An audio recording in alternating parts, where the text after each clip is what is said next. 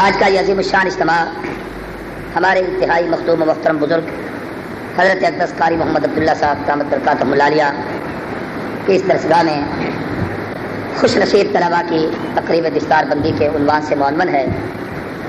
نماز عشاء سے لے کر سوائے رات کا ہو رہا ہے۔ اس وقت تک آپ نے علماء، مبلغین، بزرگان دین، اہل حق کے مواعظ حسنہ سنے۔ یقینی بات یہ ہے کہ 12 بجے کے بعد جلسے کا کوئی وقت نہیں ہوتا۔ سامعین پر بھی ظلم ہے، مقرر پر بھی زیادتی، لیکن کچھ نظام اس انداز سے ہوتا ہے کہ منتظمین جلسہ بھی مجبور ہوتے ہیں، آنے والے مہمانوں کا اکرام بھی ضروری ہوتا ہے۔ آپ حضرات بھی اللہ آپ کو جزائے خیر دے کے ہر لحاظ سے اس حوالے سے حوصلہ افزائی کرتے ہیں۔ میں آپ حضرات کا زیادہ لمبا چوڑا وقت نہیں لوں گا، انتہائی اختصار سے چند باتیں دینی درسگاہ کی اہمیت کے حوالے سے اور کچھ باتیں ملکی حالات کے حوالے سے عرض گوش گزار کرنا چاہتا ہوں، اور پھر انشاءاللہ تقریر کے اختتام پر جگر گوشہ شیخ الاسلام والمسلمین حضرت اقدس مولانا محمد عبداللہ درخواستی نور اللہ مرکزہ کے فرزند دلبند حضرت مولانا صاحبزادہ فضل الرحمان درخواستی صاحب تشریف لائیں گے۔ ان کی دعا پر یہ نشست اختتام پذیر ہوگی۔ مجھ سے پہلے آپ حضرات کی خوش نصیبی کہ آپ نے ان خوش نصیب بچوں کی زیارت کی اور دستار بندی کرانے والے خوش نصیبوں نے ان کے سروں پر دستار فضیلت رکھی، اگرچہ میں اس سعادت سے محروم رہا یا مجھے محروم رکھا گیا۔ قابل قدر دوستوں اور بھائیوں، یہ مدارس اسلام کے قلعے ہیں، اور اس وقت دنیا میں جتنی دین کی بہار ہے ان مدارس کا صدقہ ہے۔ ان مدارس کی فضا اور برکات ہے کہ چہروں پہ داڑھی ہے، سر پر پگڑی ہے۔ ان درسگاہوں کا صدقہ ہے کہ مسجدیں آباد ہیں، نماز جمعہ ہے، قرآن کی تلاوت ہے۔ ان مدارس کی برکت ہے کہ میرے اور آپ کے مسلمانوں والے نام ہیں، ورنہ آپ باہر کی دنیا میں چلے جائیں، جو لوگ باہر کی دنیا گھومتے پھرتے ہیں، اور حضرات سے پوچھیے، دنیا کے کسی ملک میں چلے جائیں سوائے بر صغیر کے ان اداروں کے جہاں دارالعلوم دیوبند کے ابنائے دیوبند رہتے ہیں اور یہاں محنت کرتے ہیں، ان سے ہٹ کر اگر آپ باہر چلے جائیں تو وہاں حالت یہ ہوتی ہے کلین شیو، سر پہ کوئی ٹوپی رومال نہیں، ٹئی لگائے ہوئے، پینٹ پہنے ہوئے، بشت پہنے ہوئے، بوٹ پہنے ہوئے۔ استاد درسگاہ میں آتا ہے، طلباء ڈسکوں پر بیٹھے ہوتے ہیں، سامنے کھڑا ہوتا ہے، بخاری کھولتا ہے، جیسے اردو کی کتاب کا کوئی لیکچر دیتا ہے اس طریقے سے وہ بخاری پڑھاتا ہے، باہر نکلتا ہے، کار کھڑی ہوتی ہے، اس پہ چڑھتا ہے اور چلا جاتا ہے۔ نہ حدیث کا تقدس ہے، نہ من حیث العالم اس کے وجود سے کوئی علم کی بات ٹپکتی ہے۔ یہ رحمت اور نعمت آپ کو ان مدارس کے صدقے سے بر صغیر میں ملے گی۔ ہمارے شیخ الاسلام والمسلمین، ہم سب کے شیخ و مرشد حضرت درخواستی نور اللہ برکتہ ایک جملہ اپنی تقریروں میں عام طور پر ارشاد فرماتے تھے، لوگوں مساجد جنت کے باغ ہیں، مدارس پیغمبر نبوت کے باغ ہیں۔ یہ جنتی باغ ہیں اور وہ محمدی باغ ہیں۔ جنت کا باغ مسجد کو اللہ کے نبی نے ارشاد فرمایا، اذا اردتم بریاض الجنت فرتعوا، جب جنت کے باغوں سے گزرو تو کچھ چر لیا کرو۔ پوچھا گیا محبوب جنت کے باغ کون سے ہیں؟ فرمایا جہاں ذکر کے حلقے ہوتے ہیں، حلقۃ الذکر، اور دوسرا فرمایا مساجد اللہ، اللہ کی مسجد۔ حضرت فرمایا کرتے تھے کہ محمدی باغ یہ مدرسے ہیں۔ محمدی باغ کا کیا معنی؟ جہاں نبوت کی رحمت کے پھول ملیں گے، پیغمبر کا علم ملے گا، نبوت کا ورثہ تمہیں ملے گا، پیغمبر کی گفتار ملے گی، نبوت کی سنتیں ظاہر ہوں گی، محبوب کے ارشادات طیبات تمہیں معلوم ہوں گے، پیغمبر پہ اترنے والی کتاب کی تفسیر تمہیں میسر آئے گی، وہ اللہ کا کلام تمہیں پڑھایا جائے گا۔ ایسا باغ جس میں یہ سارے پھول جو نبوت کے حوالے سے ملتے ہیں وہ ان مدرسوں کے علاوہ دنیا میں آپ کو کسی جگہ پر نہیں ملے۔ اور پھر اللہ کے نبی نے ان مدارس کی آبیاری کرنے والوں کے لیے ایک دعا مانگی ہے، حدیث میں وہ دعا موجود ہے۔ حضور نے فرمایا، نزل اللہ عمران سمع مقالتی، اللہ اس کو سرسبز و شاداب رکھ، اسے آباد رکھ، اسے پھلا پھولا رکھ، اس کو مہکتا رکھ، جو میری حدیثوں کو سنتا ہے، ان کو یاد کرتا ہے، اس پہ عمل کرتا ہے، انہیں دنیا میں پھیلاتا ہے۔ میں سوچا کرتا تھا کہ یہ اللہ کے نبی کی دعا بڑی عجیب ہے۔ شیخ درخواستی کے جملے سے مسئلہ سمجھ میں آیا کہ جب کسی آدمی کا کوئی باغ ہوتا ہے، وہ اپنے باغ کا کسی کو مالی بناتا ہے، مالی دن رات اس میں محنت کرتا ہے، پھول لگاتا ہے، پھل لگاتا ہے، ان کی آبیاری کرتا ہے، ان کی دیکھ بھال کرتا ہے، ان کی نگرانی کرتا ہے، کسی جانور کو منہ نہیں مارنے دیتا، کسی کو کوئی پھول توڑنے نہیں دیتا، کسی کو اس باغ کی بے حرمتی نہیں کرنے دیتا۔ اب جب مالک اس باغ میں آئے اور یہ اس کو پھلا پھولا دیکھے, ہرا بھرا دیکھے, اس کے دل سے دعا نکلتی ہے, اے مالی خدا تجھے جزائے خیر دے, اللہ کرے تو بھی پھلا پھولا رہے, تو بھی آباد رہے, تو بھی خوش رہے, تو نے میرے باغ کی آبیاری کی ہے. جو ان دستگاہوں کی آبیاری کرتے ہیں اللہ کے نبی نے ان کے لیے دعا کی ہے, اللہ ان کو آباد رکھے, اللہ ان کو خوش رکھے, اللہ کرے وہ ہمیشہ شاد رہیں, وہ پھلے پھولے رہیں. آج یہ مدارس کے لوگ جو یہاں قرآن سنت کا علم پڑھتے اور پڑھاتے ہیں, ان کے چہروں پہ یہ تواریت, یہ رونق, یہ نور کی جھلک, یہ اطمینان قلب. آج یہ لوگ جہاں پر بیٹھ کر پوری دنیا پریشان ہے, قرآن پڑھانے والا پریشان نہیں, پوری دنیا حیران ہے, قرآن پڑھنے پڑھانے والے اطمینان قلب سے ہیں. اس کا سبب صرف یہ ہے کہ پیغمبر کی نبوت کے بعد کو انہوں نے آباد کیا ہے. اللہ کے نبی کی دعا آج بھی ان کے سروں پہ پہرا دے رہی ہے. قابل قدر دوستوں اور بھائیوں, ہم لوگ ان دستگاہوں میں بیٹھنے والے طلبا اساتذہ اور علماء کی قدر کو نہیں سمجھتے. اگر ان کی قدر پوچھنی ہے تو آمنہ کے در یتیم سے پوچھو کہ محبوب نے ان کی عظمت کو کتنا بیان کیا ہے. محبوب خود معلم تھے, پیغمبر کی ساری جماعت رسول اللہ کی شاگرد اور صحابہ ہے. محبوب کی محفل میں بیٹھ کر پڑھا کرتے تھے. اللہ کے نبی ان پہ کتنے راضی اور خوش ہوتے تھے. پیغمبر کی وہ درسگاہ جسے اصحاب صفا کہا جاتا ہے, جس چبوترے کے نیچے 70 سے 200 تک طالب علم ہر وقت بیٹھ کر محبوب کے پاس قرآن و سنت کے انمول موتی لیا کرتے تھے. کبھی آپ غور کریں, طالب علموں میں تم سے کہتا ہوں, آج ہمارے اساتذہ نے اتنی محنت کی, بھیک مانگ کے, چندے اکٹھے کر کے, لوگوں کے دروازوں پر دستک دے کے, اپنی عزت نفس کو خاک میں ملا کر, دعوت پھیلا کر, دمڑی دمڑی پیسہ اکٹھا کر کے, یہ حافظ نواز صاحب اس سے پہلے اپنی تقریر میں آپ حضرات کو اس طرف مائل کر رہے تھے, یہ اکٹھا کر کے مساجد انہوں نے بنوائی ہیں, دستگاہیں بنوائی ہیں, طلبا کی رہائش کے کمرے بنوائے ہیں, آپ کے کھانے کا انتظام کرتے ہیں, آپ کی رہائش کا انتظام کرتے ہیں, آپ کی کتابوں کا انتظام کرتے ہیں, آپ کی تعلیم کا انتظام کرتے ہیں. یہ ان کی محنت ہے کہ یہ سب کچھ آپ کو کر کے دیتے ہیں. آپ یہاں پڑھنے کے لیے آتے ہیں, آپ کو کتابیں خریدنی نہیں پڑتی.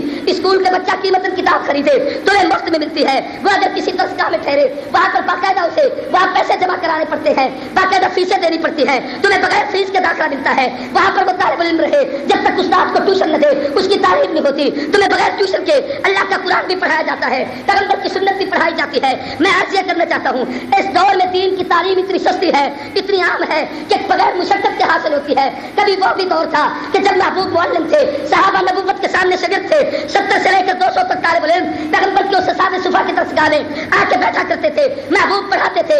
اس وقت کوئی مطبخ کا نظام نہیں تھا, کوئی کھانے کا نظام نہیں تھا, طلبا کے ہاسٹل کا نظام نہیں تھا, کوئی رہائش کا نظام نہیں تھا. کبھی کوئی آتا تھا, کبھی کوئی چلا جاتا تھا. اگر کوئی مہمان زیادہ ہو جاتے, محبوب مدینے کے صحابہ سے تقسیم کرتے, کوئی اس کو لے جاتا, کوئی اس شاگرد کو لے جاتا, کوئی اس شاگرد کو لے جاتا. اور پھر وہ مہمان نوازی میں بھی کمال کرتے ہیں کہ پیغمبر کا طالب علم ہے, جب مہمان بن گیا ہے, میاں بیوی اکٹھے بیٹھے ہیں, کھانا سامنے دسترخوان پہ رکھا ہے, مگر وہ شوہر لے کے آیا ہے کہ یہ نبی کا مہمان ہے, اس کو کھانا کھلانا ہے. گھر میں کچھ نہیں, چند روٹی کے ٹکڑے بچے ہوئے ہیں جو بچوں کو دینے ہیں, بچوں کو بہلا کے سلا دیا جاتا ہے. میاں بیوی پوری رات بھوکے رہتے ہیں, مہمان کو کھانا کھلا دیتے ہیں. قرآن اترتا ہے, یوسرون علی انفسہم ولو کان بہم خصاصہ. محبوب آپ نے ایسی بابرکت جماعت تیار کی ہے جو ان طلبا کی عزت افزائی میں اپنے آپ کو بھوک پیاس میں ڈالتی ہے, تیرے مہمانوں کا اکرام کرتی ہے. حضرت ابو ہریرہ کہتے ہیں, بعض دفعہ اتنے صدمات آتے تھے, اتنی تکلیفیں ہوتی تھی, یہ کیفیت ہوتی, ہفتے گزر جاتے, ہم پیٹ پہ پتھر باندھتے, پتے چبا کر کھایا کرتے تھے. ہم پہ ایسا وقت بھی آتا تھا میں نڈھال ہو کے زمین پہ گر جاتا تھا, بے ہوش ہو جاتا تھا. لوگ آ کر میری گردن دباتے تھے, یہ سمجھتے تھے کہ شاید یہ بھوکا پیاسا ہے, شاید اس کو مرغی کا مرض ہو گیا ہے, گردن دبائے ٹھیک ہو جائے گا. فرمایا مجھے ہوش ہوتا تھا, میں دبانے والے کو دیکھ رہا ہوتا تھا, لیکن بھوک کی پیاس کی شدت کی وجہ سے بولنے کی سکت اور طاقت نہیں ہوتی تھی. اس حالت میں بھی بیٹھ کر پیغمبر کے صحابہ نبی سے علم حاصل کرتے ہیں. طالب علم ہمیں اپنے اساتذہ کا شکریہ ادا کرنا چاہیے جو اس وقت اتنی محنت کر کے ہمیں دین پڑھاتے ہیں. اور پھر میں ان لوگوں سے درخواست کرتا ہوں, ذرا توجہ کرنا, عام روٹین سے ہٹ کر یہ میں باتیں کر رہا ہوں, اس پر غور کریں. اسکول, کالج, یونیورسٹی, افسوس یہ ہے کہ 1 بجے کے بعد وقت ہے, یہ سارا وہ مجمع بیٹھا ہے جو ہمیں روزانہ سنتا ہے. میں چاہتا یہ تھا کہ آج کی میں فکر انگیز تقریر ان لوگوں کو سنواؤں جن کے دماغ میں دولت کے ٹھوسے بھرے ہوئے ہیں, جن کے فطور دماغ میں فطور بھرا ہوا ہے, جو دینی مدارس کے خلاف کتوں سے بڑی زبانیں کھولتے ہیں, جو ہر وقت بیٹھ کر ملائیت کے لفظ پہ تنقید کر کے ان کا مذاق اڑاتے ہیں. میں ان کو بتاتا کہ ان مدارس نے کیا کیا ہے, تم وہاں پر بیٹھ کر کیا کرتے ہو. میں کہتا ہوں آپ اس کا موازنہ کریں. ایک اسکول, کالج, یونیورسٹی کے ادارے ہیں, ایک یہ دینی درسگاہ ہے, ایک تعلیم وہاں دی جاتی ہے, ایک تعلیم یہاں دی جاتی ہے, ایک ماحول مزاج وہاں پر ہے, ایک ایک ماحول ہمارے اداروں کے اندر موجود ہے جو وہاں پر ہے، ان کی حالت یہ ہے جو نصاب وہاں پہ پڑھایا جاتا ہے اتنا بیکار ہے، اتنا رتی ہے، اتنا کم قیمت ہے، اتنا بے اہمیت ہے کہ ہر نئے دن نئی کتاب آتی ہے، سال نہیں گزرتا مزاج بدل جاتا ہے، سال نہیں گزرتا نصاب بدل جاتا ہے، ماحول بدلتا ہے، نصاب بدلتا ہے، وزیر بدلتا ہے، نصاب بدلتا ہے، حکومت بدلتی ہے، نصاب بدلتا ہے، نیا نظام آتا ہے، نصاب بدلتا ہے، ہر نئے دن کتابیں بدل جاتی ہیں۔ استاد یہ کہتے ہیں ہم نے تو یوں پڑھا تھا، اس میں کیا لکھا ہوا ہے؟ استاد اور شاگرد کا ربط نہیں رہتا، مگر جو ہم ان دینی درسگاہوں میں قرآن و سنت پڑھا رہے ہیں، میں اتنے رسوخ سے کہتا ہوں آج 15 صدیاں گزر چکی ہیں، جو کتاب ہم یہاں پڑھاتے ہیں اس قرآن کے حرفوں کو ملا کر اس کے لفظ بناؤ، اس کے لفظوں کو اکٹھا کر کے اس کے کلمے بناؤ، اس کے کلموں کو جمع کر کے اس کی آیتیں بناؤ، اس کی آیتوں کو اکٹھا کر کے اس کے رکوع بناؤ، اس کے رکوع جمع کر کے اس کی صورتیں بناؤ، الحمد سے والناس تک پورے قرآن کی 7 منزلیں، 14 سجدے، 30 پارے، 114 صورتیں، 558 رکوع، 6666 آیتیں، 1771 مدیں، 1274 شتیں، 3,21,250 حروف جو اللہ نے محمد کا اس وقت اتارے، 15 صدیاں گزرنے کے بعد ہمارے پاس کتاب وہی ہے، تبدیلی کوئی نہیں ہے۔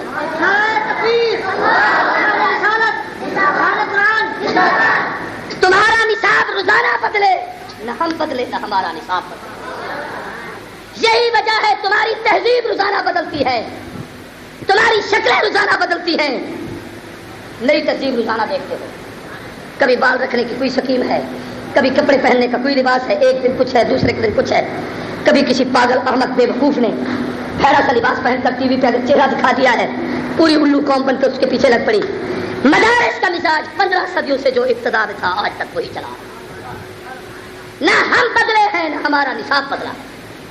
پھر دوسری بات غور سے سنو، اسکول کالج یونیورسٹی میں جو بچے جاتے ہیں ان کو تہذیب یہ سکھائی جاتی ہے کہ بچہ جب بستہ لے کے چلتا ہے تو وہ بستہ اس کے پسے پشت ہوتا ہے، کمر کے پیچھے ہوتا ہے۔ جس علم کو اس نے پڑھنا ہے وہ علم کہاں ہے اس کی؟ سارے بولو، پر نہیں، پشت کے بھی پیچھے، پسے پشت، کندھے کے پیچھے۔ اور ہمارا بچہ جب قرآن پڑھنے کے لیے درسگاہ میں جاتا ہے تو قرآن کہاں تک سینے سے لگا کر جاتا ہے۔ اس علم کا پڑھنے والا سمجھتا ہے کہ اہمیت کا ہوتا تو سینے سے لگتا، وہ تو پسے پوچھتا ہے۔ اس علم کے پڑھنے والا جانتا ہے کہ یہ کتاب بھی اتنی قیمتی ہے، سینے سے لگاؤں گا تو سینے میں آئے گی، سینے سے نہیں لگاؤں گا تو سینے میں نہیں آئے گی۔ اس علم کے پڑھنے والے ان میں بے احترامی کا عالم جو ہوتا ہے، پوری توجہ سے سمجھنا، واللہ العظیم تنقیدی پہلو سے نہیں، تجزیاتی گفتگو کر رہا ہوں۔ تجزیہ کریں، ماحول کو دیکھیں، دونوں چیزوں کو سامنے رکھیں۔ صرف تنقید مقصود نہیں کہ میں ملا ہوں اس لیے میں ساری باتیں کر رہا ہوں۔ آپ کبھی اس عنوان پہ سوچے تنہائی میں بیٹھ کر، معاشرے میں جا کر دیکھیں، استاد اور شاگرد، درسگاہ میں استاد اور شاگرد ہیں، درسگاہ سے نکلنے کے بعد اسکول کا طالب علم بھی روڈ پر کھڑا ہے، استاد بھی روڈ پر کھڑا ہے، بس آ گئی ہے، یہ دونوں اس میں چڑھے ہیں۔ شاگرد کو اگر سیٹ مل گئی ہے، استاد کو نہیں ملی، یہ سیٹ پہ بیٹھ گیا ہے، استاد کے لیے اس نے جگہ نہیں چھوڑی۔ پروفیسر صاحب جب تک کلاس میں پڑھاتے ہیں پروفیسر ہیں، باہر نکل جانے کے بعد کوئی اہمیت نہیں ہوتی۔ ہمارے مدارس کا مزاج کیا ہے؟ یہاں پر ادب کا عالم یہ سکھایا جاتا ہے۔ ہمارے بزرگ استاد ہیں مولانا محمد اشرف صاحب دامت برکاتہ العالیہ، ان کے شاگرد عمر کے لحاظ سے ان سے کئی حصے بڑے، سفید داڑھیوں والے، متشرع، مشبہ شکل۔ استاد شاگرد اکٹھے بیٹھے ہوں تو پتہ چلتا ہے شاید وہ دادا استاد ہوگا جو شاگرد ہے۔ لیکن احترام کا عالم یہ ہے، شاگرد کتنی منزلیں طے کر جائے، کسی مقام پہ چلا جائے، استاد کا نام آئے تو لحاظ سے اس کی آنکھیں چھپ جائیں۔ استاد سامنے آ جائے، یہ اس کے جوتے اٹھانا فخر سمجھتا ہے، اس کے قدموں میں بیٹھنا اپنے لیے سعادت سمجھتا ہے، ان سے دعائیں کراتا ہے۔ یہ ہمارے مدارس کا ماحول ہے۔ پھر کبھی اس بات کا موازنہ کرے، میں رسوخ اور دعوے سے کہتا ہوں، اتنے بڑے شہر میں کھڑا ہوں، رات بھی میں نے فیصلہ آباد ایک دینی مدرسے کی جلسے میں یہ بات کہی تھی، اب بھی وہی بات لفظ دوہراتا ہوں۔ کیا آپ نے کبھی یہ سوچا کہ اسکول کالج میں پڑھنے والا طالب علم ایم اے نہیں ڈبل ایم اے کر لے، 16 دونہ 32 جماعتیں پاس ہو جائے، لیکن وہ 32 جماعتیں پڑھ کر بھی، ڈبل ایم اے کر کے بھی، وہ یہ نہیں بتا سکتا کہ 16 سال میں نے پڑھا، 16 سال اسلامیات میں ایم اے کیا، چلو اور کسی چیز میں نہیں۔ کوئی کتاب کا حوالہ دے جس میں وہ یہ بتائے کہ میں نے جو اتنا علم حاصل کیا کسی کتاب میں نے یہ پڑھا کہ اللہ کے نبی کا چہرہ کیسا تھا، کوئی لڑکا نہیں بتا سکتا۔ تبلیغی جماعت میں لگا ہو، اس کو سمجھ آ گئی ہو تو اور بات ہے، کسی عالم قاری حافظ اور بزرگ کی محفل میں بیٹھا ہو تو علیحدہ بات ہے۔ ہمارے مدارس کے نصاب تعلیم میں نصاب تو بعد میں پڑھایا جاتا ہے۔ حضرت قاری صاحب کے اس مدرسے کے جو داخلہ فارم ہے آپ اس کو اٹھا لیں، قاسم العلوم کا داخلہ فارم لے لیں، خیر المدارس کا داخلہ فارم لے لیں، مقصد العلوم کا داخلہ فارم لے لیں، جامعہ اشرفیہ کا داخلہ فارم لے لیں۔ اس میں سب سے پہلی شرط یہ لکھی ہوتی ہے ہم بچے کو درسگاہ میں داخلہ ہی تب دیں گے جب اس کا لباس بھی نبی کی سنت کے مطابق ہوگا، اس کا چہرہ بھی رسول اللہ کی سنت کے مطابق۔ ہم بچے کو فطری طور پر پیروکار سنت بناتے ہیں، اور اس نصاب میں یہ بات نہیں۔ پھر آپ نے کبھی اس کا موازنہ کریں اور اس بات کو سوچیں، گورنمنٹ نے جتنے ادارے بنائے اس میں وہ 100% ناکام، ہم نے یہ جو مدارس بنائے ہیں الحمدللہ ہم 100% کامیاب ہو رہے ہیں۔ ان اسکولوں کالجوں یونیورسٹیوں سے پڑھنے والا پورے ملک میں چیلنج سے بات کہتا ہوں، ایک آدمی ایسا نہیں پیش کر سکتے جو یہ کہے کہ میں کسی مدرسے میں نہیں گیا، کسی مسجد میں نہیں گیا، حضرت قاری صاحب کے قدموں میں نہیں بیٹھا، پڑھا صرف اسکول میں ہوں۔ میں نے نرسری سے لے کر ایم اے تک سکول پڑھا ہے، اور سکول میں بیٹھ کر میں نے قرآن حفظ کیا ہے ایک بچہ کے ساتھ پورے ملک۔ یعنی یوں سمجھ لیجئے کہ آپ کے نظام تعلیم میں محکمہ تعلیم کے لیے کروڑوں روپے کا بچت مختص ہوتا ہے، ہزاروں نہیں لاکھوں اربوں کھربوں روپے مختص ہوتے ہیں کہ یہ تعلیم پہ خرچ ہوں، اس میں 1 روپیہ بھی قرآن کے لیے نہیں ہے۔ یہ اسلامی ملک کی بات کر رہا ہوں، پاکستان کی بات کر رہا ہوں، کسی امریکہ برطانیہ کی بات نہیں ہے، 1 روپیہ بھی قرآن کے لیے نہیں۔ اور ہماری درسگاہوں سے کتنے بچوں کی ابھی اسٹار کر دی؟ 160 طالب علموں کی۔ یہ میری بدبختی ہے کہ مجھے بتایا نہیں گیا، کم از کم میں ان کی زیارتیں تو کر لیتا، اور میں اپنے لیے سعادت سمجھتا ہوں ان وہاں پہ۔ میں یاد کر رہا ہوں کہ 160 بچے ابھی آپ کے سامنے آئے جن کی دستار بندی ہوئی۔ ہر سال مدرسے میں یہ جلسہ ہوتا ہے، ہر سال سینکڑوں بچے آپ کے سامنے طالب علم آتے ہیں، کامیاب و کامران ہوتے ہیں۔ اسکول کالج کا نظام اتنا بیکار ہے، توجہ سے میری بات کو سمجھنا، کہ وہاں پر جو بچے پڑھتے ہیں 85% رزلٹ ہے گورنمنٹ کا، انگلش میں فیل ہوتے ہیں، 80% 85% لڑکے انگریزی کے سبجیکٹ میں فیل ہو جاتے ہیں ہر سال۔ اور جو ہم یہاں پر پڑھاتے ہیں، گزشتہ سال وفاق المدارس العربیہ کا رزلٹ اٹھائے، 75,000 طالب العلم بچے بچیاں حفظ قرآن سے لے کر دورہ حدیث تک جن لوگوں نے وفاق المدارس العربیہ میں امتحان دیا، 75,000 بچہ کامیاب و کامران ہوا ہے۔ ان میں ایسی درسگاہیں موجود ہیں جن کا 100% رزلٹ ہے، ایک بچہ بھی پوری درسگاہ میں فیل نہیں ہوا۔ خود حضرت قاری صاحب کے اپنے مدرسے کی یہ حالت۔ میں یاد کر رہا ہوں کہ تمہارا نصاب اتنا بیکار کہ 85% طالب علم فیل، ہم اتنے کامیاب کہ ہم 100% کامیاب و کامران۔ اور پھر آپ اس حوالے سے کبھی غور کریں، یہ سارا موازنہ کریں، اور میں سمجھتا ہوں کہ میری اس تقریر کو آپ ان دنیا دار لوگوں کو بتائیں سنائیں، یہ موازنہ ان کے سامنے رکھیں، ان کو بات سمجھ آئے کہ ہم کیا کر رہے ہیں اور تم اپنے اداروں میں کیا کر رہے ہیں۔ نواز شریف کی پچھلی حکومت نے ایک سروے کیا تھا، خود تو حکومت بیکار تھی، فوج کو انہوں نے بلایا تھا، صرف ایک ضلع مظفر گڑھ میں جب تعلیم کا سروے کیا گیا 750 سکول ایسے تھے جن کی تنخواہیں اساتذہ لے جاتے تھے، استاد کو پتہ نہیں سکول کہاں ہے، وہاں پر پڑھنے والا کوئی طالب علم بھی نہیں۔ ملک کا سرمایہ یوں بیکار خرچ ضائع ہو رہا ہے۔ اور ہمارے مدارس کی حالت یہ ہے، تحدیثاً بالنعمت کہتا ہوں، ہر سال منت کی جاتی ہے بھی لڑکے بہت ہو گئے، اب کسی اور جگہ لے جاؤ۔ نہیں قاری صاحب آپ کے پاس ہی بچہ پڑھانا ہے۔ مسجد کی ابتدائی حالات آپ لوگوں کے سامنے ہیں، ایک آدھ کمرہ اور گزارا چھوٹی سی مسجد ہوتی تھی، اب اوپر سارے کمرے بنے ہوئے ہیں، نیچے رہائش کا ہے، 5 مدرسے اور حضرت کی نگرانی میں چل رہے ہیں۔ قاسم العلوم میں وہاں اپنی جگہ پر اللہ کے فضل و کرم سے وہاں ایک مستقل پوری درسگاہ ہے، اس کے باوجود بھی طلباء کی آمد کی حالت یہ ہے کہ یہ منت کر کے طلباء کو واپس کرتے ہیں۔ میں بتانا یہ چاہتا ہوں ہم اپنے معاملات میں کتنے کامیاب ہیں، حکومت والے 100% اس معاملے میں ناکام ہو رہے ہیں۔ جی مدرسوں کا کنٹرول سنبھالنا چاہتے ہیں، جیسے انہوں نے اس کا سنبھال کے بیڑا غرق کیا ہے، وہی حال ان کا بھی ہے۔ پورے پاکستان میں ایک مدرسہ ہوتا تھا بہاولپور کی اسلامیہ یونیورسٹی، جس کو جامعہ عباسیہ کہتے تھے پہلے، حضرت مولانا شمس الحق افغانی جیسے آدمی وہاں مدرس تھے۔ یہ سعید احمد کاظمی وہاں پر استاد ہوتا تھا، علامہ افغانی وہاں مدرس تھے، اور بڑے بڑے لوگ، مولانا محمد احمد تبلیغی جماعت کے والد مولانا فاروق صاحب، یہ بھی وہاں پر مدرس تھے۔ یہ ایسے اکابر صاحب علم و کمال لوگ وہاں پڑھاتے تھے जिस दिन से हुकूमत ने उसका निज़ाम संभाला, अल्लाह के फजल करम से वहाँ कुरान की दरसगाह ग्रोथ करे इन्हीं मदारिस के हवाले से। इन लोगों ने एलिमेंट्री कॉलेज बनाए कि तालीम का आला मेयार पैदा हो, असातिज़ा तैयार हो। एलिमेंट्री कॉलेज में असातिज़ा पढ़ाए पढ़ते हैं कि उस्ताद ने तालीम कैसे देनी है। ये वहाँ पर तालीम का निज़ाम बनाते हैं कि कैसे जाकर बच्चों को तालीम देनी है। लेकिन उस दरसगाह से निकलने के बाद जो बाहर आते हैं, नतीजा ये है कि स्कूलों में जाके देखो तो उस्ताद नहीं, प्राइवेट इदारे इन लोगों ने खोले हुए हैं। वहाँ पर ट्यूशन लेते हैं तो बच्चे को पढ़ाते हैं। और हमारे यहाँ ये है कि अगर उस्ताद ने किसी तालिब इल्म को किसी दरसगाह में बिठा दिया है, उस्ताद मोहतमिम ने पूछ लिया है कि तनख्वाह क्या लोगे, तो उसने कहा मुझे तो कारी अब्दुल्ला साहब ने भेजा है, मुझे तनख्वाह से कोई सरोकार नहीं। उस्ताद का हुक्म है, पढ़ाने के लिए बैठ गया हूँ। जो उस्ताद हुक्म देंगे, जब बुला लेंगे चला जाऊंगा, जब कह देंगे बैठ जाऊंगा। मुझे हुक्म देंगे वो उस्ताद के हवाले से कोई चीज मिलेगी जो कबूल करूंगा। मुझे दौलत की कोई लालच नहीं, मैं तो अल्लाह के कुरान को पढ़ाने की नियत की। ये हमारे मदारिस के इखलास की बरकत है। फिर तुम्हारे यहाँ ये है कि बच्चा ट्यूशन न पढ़े तो इम्तिहान में कामयाब नहीं होता।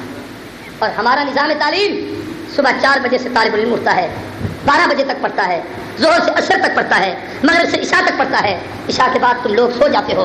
ये बच्चे रात को 11-11 बजे तक अल्लाह के कुरान को सीने से लगा के बैठे हैं, पैगंबर की सुन्नत और हदीस की किताबें पढ़ रहे हैं, फिक़ह के मसाइल पढ़ रहे हैं। फिर सिर्फ जहाँ तक बस नहीं, तुम लोगों ने स्कूल बनाए, इदारे बनाए, इसलिए तुमने यूनिवर्सिटियां बनाई कि जनाब ये मेडिकल कॉलेज है, यहाँ से डॉक्टर तैयार होंगे। वहाँ पर सूरत हाल ये बनी होती है कि मरीज अस्पताल में दम तोड़ रहा होता है, डॉक्टर अपने क्लिनिक पे बैठा है, मरीज अगर तबीयत दिखाने के लिए आए, डॉक्टर कहते यहाँ वक्त नहीं, शाम को मेरे क्लिनिक पे आना, फीस जमा कराना, मैं वहाँ पर तुम्हें पढ़ा वहाँ देखूंगा। और ये इसलिए लेते हैं कि जब ये पढ़ते हैं, अपने आप पे लाखों करोड़ रुपए खर्च करते हैं, इम्तिहान में पास हो तो तब भी रिश्वत देते हैं, सनद हासिल करें तब भी उसकी रिश्वत देते हैं, दाखिला लें तब भी वहाँ पे पैसे भरते हैं, अगर वहाँ दारुल इकामा में ठहरे तब भी वहाँ पैसे लेते हैं। जब ये फाजिल हो जाते हैं, अपने इल्म में कमाल हासिल करते हैं, फिर उनमें इखलास नहीं होता। वो दौलत की हवस होती है कि जैसे हमने दौलत खर्च की है उसको हमने वसूल कैसे करना है। और जो हमारे मदारिस में आते हैं ये कुरान पढ़ने वाले बच्चे, जाहिर है कि इदारा इनको खाना देता है, इदारा इनको साल के बाद कपड़े देता है, इदारा इनको किताबें देता है, इदारा इनको कुरान मुहैया करता है, इदारा सुबह शाम खाना देता है, इदारा इनको रिहाइश की जगह देता है। जिस बच्चे को सब कुछ रब के सदके से, कुरान की नेमत के वास्ते से ये सारी नेमतें मुयस्सर हों, उसका उस्ताद जहन बनाता है, बेटो तुम बगैर मेहनत के देखो सब कुछ तुम्हें मिल रहा है, तुम्हें खाने की फिक्र नहीं, पीने की फिक्र नहीं, कपड़ा पहनने की फिक्र नहीं, एक ही जहन बना लो, अल्लाह के कुरान से वाबस्ता रहेंगे। जैसे आज सब कुछ मिल रहा है, जब तक कुरान पढ़ाते रहोगे सारी कायनात तुम्हारे कदमों में रहेगी। यही वजह है कि कुरान पढ़ाने वाला कभी नाकाम नहीं होता। जंगल में बैठ जाए तब भी वहां कामयाब कामरान होगा। फिर दूसरी बात यह है, पूरी तवज्जो से समझना, हर आदमी ने अपने जिम्मे एक काम लिया हुआ है। मसलन स्कूलों कॉलेजों का एक अपना निजाम है, उनका अपना काम है। मैं आपसे पूछता हूं, जितने मुसलमान बैठे हो, इस मस्जिद को आबाद करना ये काम है कि नहीं? जिनको बात समझ आ रही है वो बोले, जोर से बोले, ऊंची बात से। कुरान पढ़ाना काम है कि नहीं है? पैगंबर की शरीयत सिखाना काम है कि नहीं है? लोगों को हिदायत का रास्ता बताना ये काम है कि नहीं है? लोगों को तबलीग करना ये काम है कि नहीं? जोर से बोलो। मस्जिद में आजान देना ये काम है कि नहीं है? ये काम हमने अपने जिम्मे लिया, दुनिया के निज़ाम के काम उन लोगों ने अपने जिम्मे लिए। कभी तुमने मदारिस की मस्जिदों का निज़ाम बिगड़ा हुआ नहीं देखा होगा। वहां जाओ, नाज़िम खा रहा है, अफसर खा रहा है, चपरासी खा रहा है, हर आदमी दौलत की हवस में मर रहा है और अपने निज़ाम में 100% नाकाम हो गए हैं। एक निज़ाम बनाते हैं, फिर उसको तब्दील करते हैं, दूसरा ले आते हैं, फिर उसे बदल देते हैं, इसलिए कि उसमें कामयाब नहीं हुए। और जो काम हमने अपने जिम्मे लिया है, मैं इतने बड़े इज्तिमा में बड़ी जिम्मेदारी से कहता हूँ, हजरत कारी साहब मौजूद हैं, इस पूरे इलाके का कोई एक आदमी खड़ा होकर मुझे ये कहे कि मौलवी साहब मैं कारी साहब के पास आया था, मैंने आकर कहा था कि हजरत हमने मस्जिद बनवाई है, वहाँ आजाद देने के लिए कोई तालिब इल्म दे, या आपने ये कहा हो हमने मदरसा बनाया है, कुरान पढ़ाने के लिए आदमी की जरूरत है, और कारी साहब ने कहा हो मेरे पास कोई तालिब इल्म नहीं, कोई हाफिज नहीं, कोई इस साल फारिग नहीं हुआ, मैं तुम्हें कैसे बच्चा दे सकता हूँ? तुम्हारे पास कौन कुरान पढ़ाने के लिए आए? या आप गए हो, आपने जाकर के कहा हो हमारी मस्जिद बनी है, हमें इमाम और खतीब की जरूरत है, और आपको मदरसे वालों ने कहा हो हमारे पास कोई आलिम नहीं है। भाई हमने तो इतनी वाफिर मिकदार में अपना एहसास तुम्हारे लिए तैयार करके रखा है, जब भी तुम हो, जिस वक्त तुम मुतालबा करो, हाफिज भी हाजिर हैं, कारी भी हाजिर हैं, आलिम भी हाजिर हैं। तुम्हारी मस्जिदें कम पड़ती हैं, हमारे आलिम कारी हाफिज मुअज्जिन ज्यादा होते हैं। एक दौर हमने देखा था, आज से 35-30 साल पहले की बात कह रहा हूँ, जिस वक्त लोग यहाँ से कुरान मजीद का मुसल्ला सुनाने के लिए रमजान मुबारक के महीने में आपका मुल्तान मुजफ्फरगढ़ सारा ये कराची की तरफ जाता था। अब कराची इन मदारिस के हवाले से, इन दीनी दरसगाहों की बरकत से इतना खुद कफील हो चुका है कि یہ صرف حکیم اختر صاحب کے ایک مدرسے میں 4000 طالب علم قرآن حفظ کر رہا ہے، صرف ایک درسگاہ کی میں بات کر رہا ہوں۔ اور پورے ملک کے مدارس کا نظام دیکھیے کتنا بڑا جال بچھا ہوا۔ یہ مدارس ہے دین کی بقا ہے، ان مدارس کے صدقے سے میرے اور آپ کو ایمان کو جلا ملتی ہے۔ ہم نے جو کام اپنے ذمہ لیا ہے ہم اس کو 100% کامیابی کے ساتھ اللہ کے فضل و کرم سے کر رہے ہیں، اور اس میں ہم کامیاب کامران ہیں۔ اور یہ نظام بندوق کے چلانے کے بس کی بات نہیں، یہ قدرت کا نظام ہے، اللہ اپنے کرم سے چلاتا ہے۔ اس آدمی کے اختیار میں نہیں اتنا نظام سنبھال سکے، اتنے طلبا کو سنبھال سکے، اتنی درسگاہیں سنبھال سکے، اتنا بڑا نظام چلا سکے، یہ کیونکہ اس کا نظام ہے جس نے پیغمبر کو آخری نبی بنا کے بھیجا، اس کی امت کے حصے میں ایسے علم کی دولت کو رکھا، علماء کو نبوت کا وارث بنایا، اللہ ان کے ذہن میں خاکے ایسے ڈالتا ہے، یہ زمین پہ بیٹھ کے کام کرتے ہیں، مدد کرنے والا آسمانوں سے خود مدد بھیج دیتا ہے۔ پھر میری ایک بات غور سے سنے، میں اپنے موضوع کو تھوڑا سا سمیٹنا چاہتا ہوں، توجہ کرنا۔ ان مدارس کے ثمرات و برکات ہیں، ان مدرسوں کے اثرات ہیں۔ ایک فوج تم تیار کرتے ہو جو زمین کی سرحدوں کی حفاظت کرتی ہے، ایک فوج ہم تیار کرتے ہیں جو پورے دین کی سرحدوں کی حفاظت کرتی ہے۔ جو فوج تم تیار کرتے ہو وہ مملکت کی حفاظت کرتی ہے، جو فوج ہم تیار کرتے ہیں وہ پیغمبر کی شریعت کی حفاظت کرتی ہے۔ جو فوج تم تیار کرتے ہو، ناراض نہ ہونا، اس میں باغی ہزاروں تیار ہوتے ہیں، اور جو ہم تیار کرتے ہیں ایک آدمی دکھا دو جس نے قرآن پڑھنے کے بعد بغاوت کی ہو کسی طرح سے، ملک کا باغی بنا ہو، ملت کا باغی بنا ہو۔ تم نے وہ باغی تیار کیے جو سیکنڈوں میں تمہارے سودے کر کے تمہیں غیروں کے ہاتھوں بیچ دیتے ہیں۔ ہمارا ایک عالم پیش کرو جس نے کبھی کسی اس انداز کی سودے بازی کی۔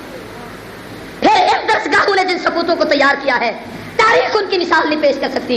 امام اعظم نعمان بن ثابت ابو حنیفہ ان درسگاہوں کی پیداوار ہے، امام مالک ان مدرسوں نے تیار کیا ہے، احمد بن حنبل ان درسگاہوں سے اٹھے ہیں، اور امام غزالی راضی یہ بڑے بڑے فلسفی ان مدارس کی پیداوار ہیں۔ بخاری مسلم ترمذی ابو داؤد ابن ماجہ نسائی تمام محدثین ان مدارس نے تیار کیے ہیں۔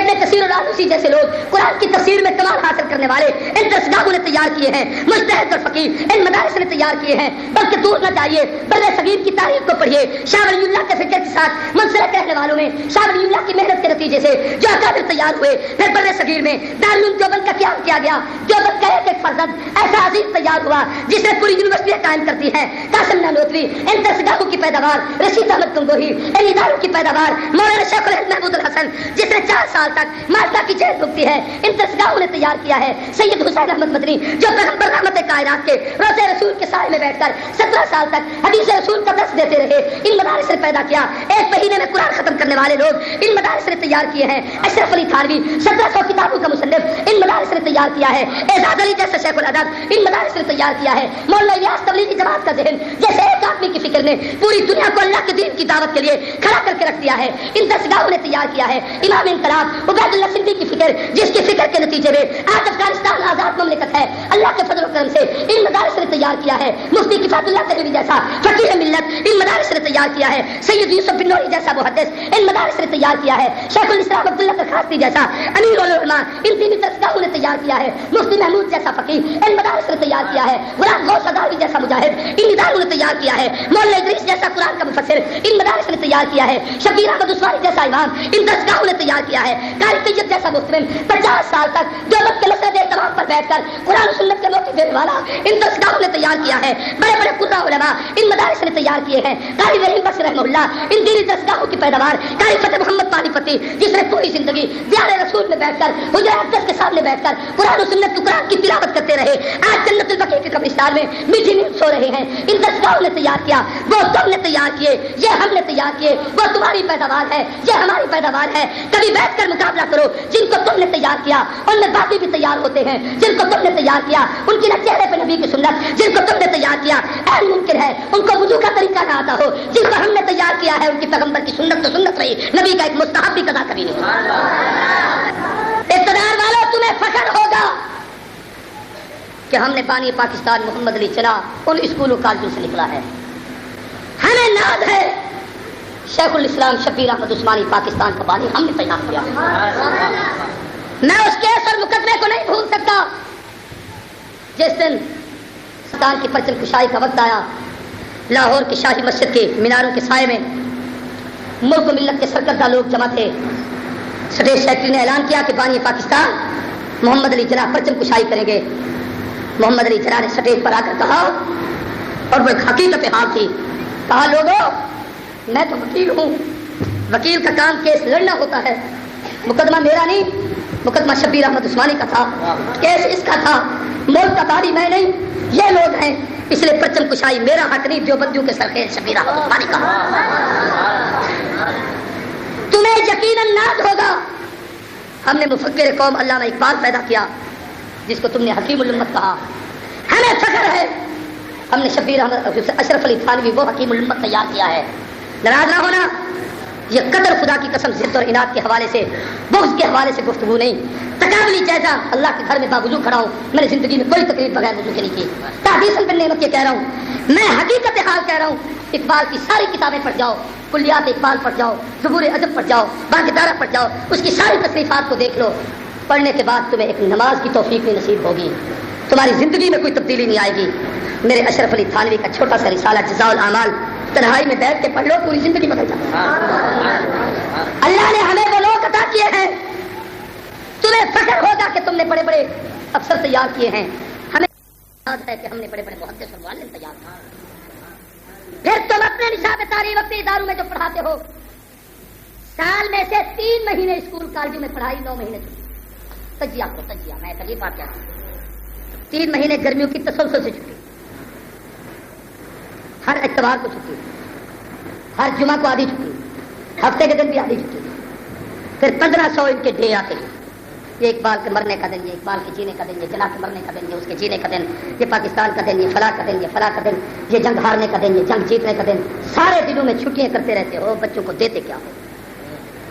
ہم جو پڑھاتے ہیں کبھی ہمارے نصاب تعلیم پر توجہ کرو، ہمارے اوقات تعلیم دیکھو، ہمارا بچہ صبح 4 بجے اٹھے تو ظہر 12 بجے تک، ظہر تک تھوڑی سی دیر آرام کرے، ظہر سے عصر تک، مغرب سے عشاء تک، عشاء کے بعد رات کو 12 بجے تک پڑھتا رہے، اور ایک استاد 30 سبق پڑھائے۔ حضرت تخاصی رحمہ اللہ اپنے جوانی میں 55 سبق تک پڑھایا کرتے، 55 سبق، آدمی سوچ ہی نہیں سکتا۔ اور ایسا دور بھی آیا، مولانا ابوالخیر اب بھی ایک بزرگ ہیں، بوڑھے ضعیف العمر ہیں، حضرت کے ابتدائی شاگردوں میں سے ہیں، کہتے ہیں حضرت جب بستی مومن میں وہاں پڑھایا کرتے تھے، ابتدا سے فارسی اور جناب سرف سے لے کر بخاری تک سارے اسباق اکیلے بیٹھ کے پڑھاتے۔ اب بھی یہ حضرات 300 طالب علموں کی کلاس یہ قاری صاحب اکیلے بیٹھ کے سنبھالتے ہیں، 150 بچہ ایک ایک کلاس میں ہوتا ہے۔ تمہارے ہاں یہ ہے کہ جن پروفیسروں کو زیادہ تنخواہیں ملتی ہیں، ناراض نہ ہونا، یہاں پہ بیٹھا ہو تو ہفتے میں 2 سبجیکٹ، اور وہ بھی صرف 2 گھنٹے، یہ تم پڑھاتے ہو، وہ ہم پڑھاتے ہیں۔ یہاں بیٹھے ہو تو سنو، آج تم پر جو رب کی رحمت اترتی ہے صرف ان قرآن پڑھنے والوں کی برکت کی وجہ سے۔ تفسیر سے ایک لمبی حدیث ہے، میں ساری حدیث بیان کرتا کہ وقت نہیں ہے۔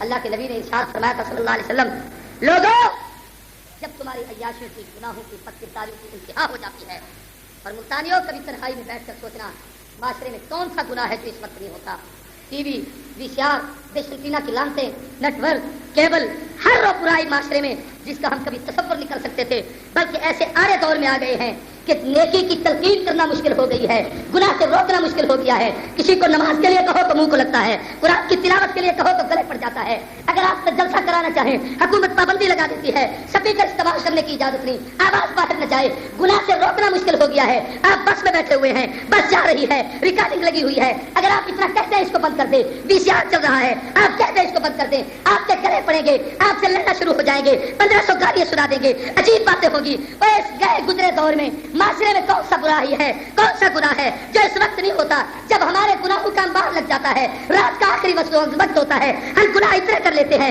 اس کا ہم تصور نہیں کر سکتے، اور عیاشیاں کر کے، گناہ کر کے، بدکرداریاں کر کے، بے حیائی کر کے رات کے 3 بجنے لگتے ہیں، تم لوگ سونے لگتے ہو، دنیا داروں تم ہوس میں ہوتے ہو، نیند میں مست ہو رہے ہوتے ہو، اس رات کے آخری حصے میں یہ قاری محمد عبداللہ اٹھتے ہیں، اس رات کے آخری حصے میں ان کے شاگرد اٹھتے ہیں، اس رات کے آخری حصے میں یہ چھوٹے چھوٹے ننھے معصوم بچے، کوئی 6 سال کا ہے، کوئی 7 سال کا ہے، کوئی 10 سال کا ہے، کوئی 11 سال کا ہے، یہ بچے اٹھتے ہیں، ہاتھ منہ دھوتے ہیں، نیند کا غبار آنکھوں میں باقی ہے، تم مخمل کے بستروں پہ سوتے ہو، یہ چٹائیوں پہ پڑے ہوتے ہیں، تم گاؤں تکیے لگا کے سوتے ہو، اور یہ خالی زمین پہ اینٹ کا ٹکڑا سر کے نیچے رکھ کے سوتے ہیں، تم ایئر کنڈیشن کمروں میں پڑے ہو، ان کے اوپر ہوا دینے والا پنکھا بھی نہیں ہے، کھلے آسمان کے نیچے پڑے ہیں، تم سردی میں لحاظوں میں لپٹے ہوئے ہو، یہ اوپر گدی ڈال کے پڑے ہوئے ہیں، یہ بچہ صبح سویرے اٹھتا ہے، منہ دھوتا ہے، وضو کرتا ہے، مسجد میں آتا ہے، 2 رکعت نماز نفل پڑھتا ہے، ابھی فجر کی اذانیں نہیں ہوئی، دنیا جاگی نہیں، یہ قرآن پڑھنے والا اٹھ کر قرآن کھولتا ہے، جب اس کی نگاہ قرآن پہ پڑتی ہے، اللہ کی رحمت متوجہ ہوتی ہے، یہ بچہ پڑھتا ہے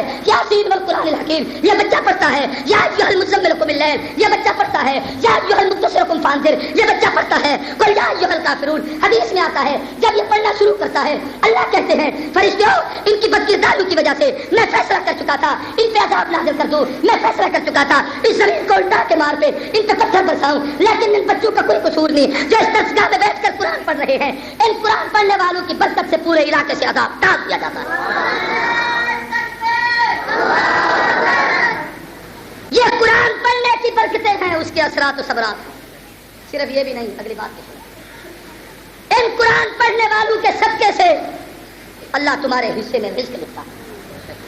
ایک صحابی نے مشکات میں حدیث ہے، آ کر رسول اللہ صلی اللہ علیہ وسلم کو شکایت کی کہ محبوب میرا بھائی سارا دن آپ کی محفل میں بیٹھ کر پڑھتا ہے، میں سارا دن دکان پہ کاروبار کرتا ہوں، اس کو کہو کبھی وہ بھی کاروبار کے لیے آیا کرے، سارا دن آپ کے پاس بیٹھا رہتا ہے۔ اللہ کے نبی نے فرمایا تیرا کیا خیال ہے، تو اس کو کما کر کھلاتا ہے؟ کہنے لگا محبوب کماتا میں ہوں، وہ تو کھانے کے لیے آ جاتا ہے۔ مشکات میں حدیث کے جملے ہیں، رسول اللہ کے لفظ ہیں۔ اللہ کے نبی نے فرمایا مت سوچ کہ میں کما کر کھلاتا ہوں، فرمایا لعلک ترزق بہ، جتنی دیر تیرا بھائی میری محفل میں بیٹھ کر دین پڑھتا ہے اس کے قرآن پڑھنے کی برکت سے اللہ کے رزق میں برکت ڈال دے۔ یہ قرآن نہ پڑھے رب تیری روزی بند کر دے۔ ملتانیوں یا جو رب کی نعمت تم پر ہے ان قرآن پڑھنے والوں کی برکت کی وجہ سے، اور یہ قرآن کی تعلیم کی ایک اور برکت عجیب ہے۔ توجہ سے آخری بات ہے، میں بات کو ختم کر رہا ہوں۔ دنیاوی نظام تعلیم جس لاکھ میں کالے بے غیرت انگریز کا لکھا ہوا ہے، ترتیب دیا ہوا ہے، اس نے وہ نظام اس وقت ترتیب دیا جب انگریز حکمران تھا، مسلمان ماتحت محکوم تھے۔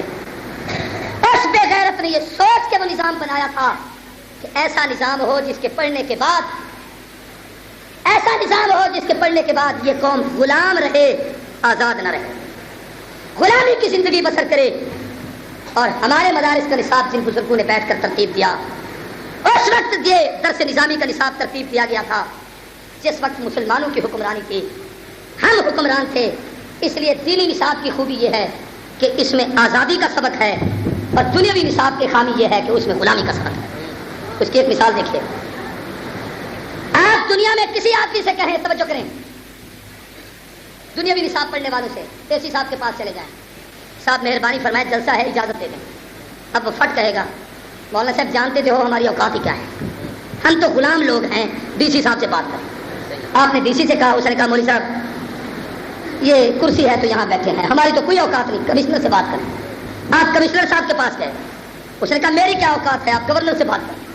آپ گورنر کے سارے ذہنن غلام ہیں، ان میں سے کوئی آدمی آزاد نہیں۔ گورنر نے کہا آپ جانتے تو ہیں میری کیا اوقات ہے، صدر پاکستان سے بات کریں۔ اور صدر ویسے بھی کہتے ہیں میری کیا اوقات ہے، صاحب امریکہ سے بات کریں۔ بات سمجھ آ رہی ہے کہ نہیں آ رہی؟ اور جو ہم نصاب پڑھاتے ہیں اس میں ذہنی آزادی اللہ نے اتنی رکھی ہے۔ سنگلاخ دھرتی پہ بیٹھا ہوا، پاؤں میں 10 روپے کی چپل پہن کر، کندھے پہ کمبل رکھ کر، سر پہ پگڑی رکھ کر، پتھریلی زمین پہ بیٹھ کر بیٹھا وہاں ہے، مگر غیرت، جلالت، عظمت، نگاہ کا روب اور اس قرآن و سنت کے اثرات پر کافی یہ ہے کہ بیٹھتا اس پہاڑوں کی سنگلاخ زمین پہ ہے ملا عمر، روب اتنا ہے کہ وہاں اپنے وائٹ ہاؤس میں بش بھی بیٹھ کے کام رہا ہوگا۔ یہ آزادی کا سبق ہے جس قوم نے کہا خبردار، ہم نہ اسامہ پیش کریں گے، نہ ہم کسی قسم کا مطالبہ مانیں گے، ہم آزاد ہیں، آزاد رہنا چاہتے ہیں۔ غلام قوموں کے لوگوں نے غلامی کو پسند کیا ہے، وہ آزاد ہے، اس نے آزادی کو پسند کیا ہے۔ میں اپنے صدر پاکستان سے کہوں گا جناب والا، آپ نے تقریر دے کہہ کر کے جو قوم کو دھوکے دیے ہیں، اتنا دھوکے میں رہنے والی قوم نہیں۔ آخر اس قوم کا علماء اور مدارس کے ساتھ ایک واسطہ اور تعلق ہے۔ یہ اتنے بے وقوف نہیں کہ آپ ان کی آنکھوں میں خاک دھول دیں، جو چاہے کہیں۔ یاد رکھنا ہمارے قرضے شرضے معاف نہیں ہوئے، بھول میں مت رہنا، ہمیں مزید قرضوں میں تاخیر کر کے 10 سال کے لیے اور امریکہ کی غلامی میں ڈال دیا گیا۔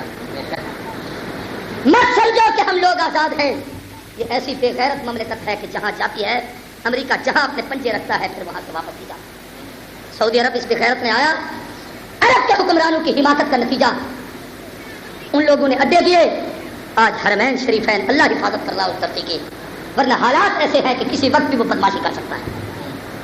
یاد رکھو مسلمان قوم غیرت مند قوم ہوتی ہے، غلامی کی زندگی نہیں آزادی کی زندگی اس کی فطرت ہے۔ نعرہ اس نے قوم کو یہ دیا ہے کہ ہم دہشت گردی ختم کرنا چاہتے ہیں، اور کبھی ہمارے صدر پاکستان کو یہ توفیق نصیب نہ ہوئی کہ اپنے آقا امریکہ سے یہ پوچھ لیتے کہ جناب دہشت گردی کہتے کس کو؟ ان کے ہاں دہشت گردی نام ہے اسلام کا۔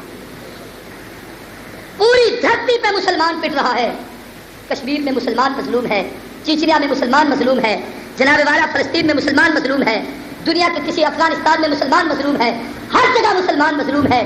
کسی جگہ کسی ہندو پر، کسی سکھ پر، کسی مجوسی پر، کسی یہودی پر کسی قسم کا کوئی ظلم نہیں۔ مظلوم بھی ہم ہیں، پیچھے بھی ہم جا رہے ہیں، دہشت گردی کے تحت بھی ہمیں دیے جاتے ہیں۔ جو یہ کہے کہ ہم آزاد قوم رہنا چاہتے ہیں، جو یہ کہے کہ آزادی کی زندگی بسر کرنا چاہتے ہیں، جو یہ کہے کہ رب کے حکم پہ رہنا چاہتے ہیں، انہیں یہ کہہ کر کہ تم دہشت گرد ہو، ہم تمہیں ختم کرنا چاہتے ہیں۔ یاد رکھو، اگر اس آزادی کا نام دہشت گردی ہے، قرآن و سنت کو اپنانے کا نام دہشت گردی ہے، تو پھر پوری مسلم قوم دہشت گرد ہے۔ ہم کسی کی غلامی کو قبول کرنے کے لیے تیار نہیں۔ مدینہ یہ تھا کہ حضور جب ہجرت کر کے مکے سے مدینہ تشریف لائے، اس وقت رسول اللہ کی ابھی اپنی حکومت نہیں بنی، اللہ کے نبی کی اپنی حکومت۔ سارے بولو، میری بات تو سمجھو گے تو بات سمجھ آئے گی۔ کیا ہے اللہ کے نبی کی ابھی اپنی حکومت نہیں بنی تھی، مدینے میں یہودی بھی تھے، عیسائی بھی تھے۔ نبی کریم صلی اللہ علیہ وسلم نے ان سے ایک معاہدہ کیا کہ آپ اور ہم یہاں اکٹھے رہتے ہیں، اگر کوئی باہر کا دشمن ہم پہ حملہ کرے، لفظوں کو سمجھنا، باہر کا دشمن تمہارے اوپر یا ہم پر، اگر کوئی ہم پہ یہاں حملہ کرے تو ہم اس زمین کی حفاظت کریں گے، اپنی حفاظت کریں گے، ہم اکٹھے اس کا مقابلہ کریں گے۔ یہ اللہ کے نبی نے کن سے معاہدہ کیا تھا؟ زور سے بولو، یہودیوں سے، اونچی آواز سے۔ کن سے؟ یہ میثاق مدینہ یہی ہے، اگر کوئی باہر سے آئے تو ہم اکٹھے اس کا مقابلہ کریں گے۔ دوسرا فرمایا کہ اگر کوئی ہم سے لڑے تو تم اس معاہدے کے پابند ہو کہ تم ہمارا ساتھ دو گے، اس کا نہیں۔ تیسرا فرمایا کہ ہمارے اس معاہدے کے بعد تم مشرکین مکہ کا ساتھ نہیں دو گے۔ یہ باتیں معاہدے میں طے ہوئی۔ سارے بولو، یہ باتیں معاہدے میں کیا ہوئی؟ اس معاہدے کے بعد جنگ بدر لڑی گئی، جنگ احد لڑی گئی۔ بدر احد میں مشرکین مکہ مسلمانوں سے لڑنے کے لیے آئے، دنیا کی کسی کتاب میں نہیں کہ کسی یہودی نے رسول اللہ کا ساتھ دیا۔ بدر میں مسلمان لڑنے کے لیے گئے تھے، یہودی بھی ساتھ تھے، اونچی بات سے۔ احد میں مسلمان لڑنے کے لیے گئے تھے، کوئی یہودی بھی ساتھ تھا، زور سے بولو۔ گویا یہودیوں نے اس میثاق کے مدینہ کی پاسداری نہ کی، انکار کر دیا، ایک بات۔ دوسری بات یہ ہے کہ انہوں نے اندرون کھاتا مشرکین مکہ سے ملنا شروع کر دیا، معاہدہ توڑ دیا۔ سارے بولو، معاہدہ، اونچی بات سے، معاہدہ۔ جب یہ معاہدہ توڑا، اس وقت قرآن مجید کی آیت کریمہ اتری، یا ایھا الذین آمنوا لا تتخذوا اليہود والنصارى اولیاء بعضهم اولیاء بعض۔ خبردار ایمان والو، یہودیوں اور عیسائیوں سے آئندہ کوئی معاہدہ نہ کرنا۔ توجہ کرنا، یہ ایک دوسرے کے دوست ہیں، تمہارے دوست نہیں ہمارے۔ بات سمجھ آ رہی ہے؟ یہ آپس میں ایک دوسرے کے کیا ہیں؟ تمہارے دوست۔ زور سے بولو، تمہارے دوست۔ یہ کون کہہ رہا ہے؟ اونچی بات سے، کن کو کہہ رہا ہے؟ ایمان والوں، ایمان والوں، یا ایھا الذین آمنوا۔ یہ رب نے اس لیے کہا کہ وہ وعدہ معاہدہ کیا تھا رسول اللہ نے۔ اللہ ایمان والوں کو کہنا چاہتا ہے، ایمان والوں غیرت کھاؤ، جو بے غیرت قوم تمہارے نبی کے ساتھ وعدے کی وفا نہیں کر سکتی، قیامت تک وہ تمہاری وفادار نہیں کر سکتی۔ بات سمجھ آئی ہے کہ نہیں آئی؟ نہیں آ رہی آپ کو سمجھ؟ جو پیغمبر کے ساتھ کیا ہوا وعدہ پورا نہیں کرتی، وہ تمہارے ساتھ بھی وفا، اونچی بات سے، وہ تمہارے ساتھ بھی وفا نہیں کرے گی۔ اور پھر دوسری بات یہ ہے کہ پیغمبر تھے صاحب وحی، اللہ کے نبی نے معاہدہ کیا، وحی کے ذریعے سے پتہ چل گیا کہ یہ منافقت کر رہے ہیں، اس لیے ایمان والوں کو روک دیا گیا کہ خبردار تم معاہدہ نہ کرنا، اس لیے کہ یہ بغیرت لوگ ہیں، یہ تمہارے ساتھ پاسداری وفاداری نہیں کریں گے۔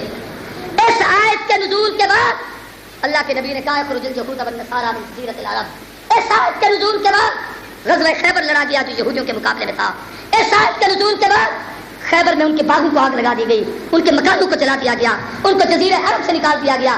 پیغمبر کے اس فیصلے کے بعد اللہ کی زمین پر کبھی کسی صحابی نے، کسی تابعی نے، کسی مسلمان نے کسی دور میں یہودیوں کے ساتھ ایفاء عہد نہیں، کسی قسم کا کوئی معاہدہ نہیں کیا، اس لیے کہ قرآن نے روکا ہے۔ صدر جی بتا، تم نے پوری قوم کو غلط فہمی میں مبتلا کیا کہ تم نبی کی سنت کو زندہ کر رہے ہو، تم پیغمبر کی بھی تم نے مخالفت کی ہے، قرآن کے نص قطعی کی بھی تم نے مخالفت کی ہے، امت مسلمہ کے فیصلے کی بھی مخالفت کی ہے۔ میرا قرآن تمہیں یہ بتا رہا ہے، جو محمد کا وفادار نہیں وہ تمہارا بھی وفادار نہیں ہو سکتا۔